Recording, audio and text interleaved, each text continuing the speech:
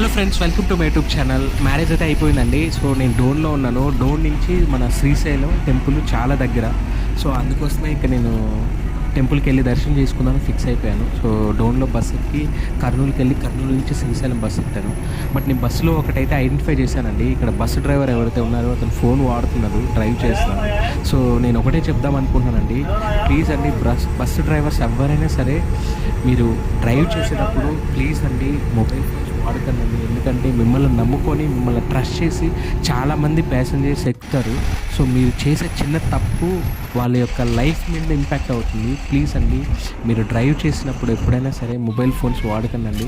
నేను బస్సులో చిన్న పాప ఉంది, వాళ్ళ చెల్లిని హోల్డ్ చేసింది. నాకు మస్తు హ్యాపీ అనిపించింది. కింద పడిపోతుందని చాలా గట్టిగా పట్టుకుంటుంది అనమాట. సో నాకు మస్తు క్యూట్ అనిపించింది. సో మొత్తానికి కర్నూలుకి అయితే వచ్చేసానండి. సో ఇక్కడి నుంచి మనం శ్రీశైలం బస్ ఎక్కాలి. Thank you so much.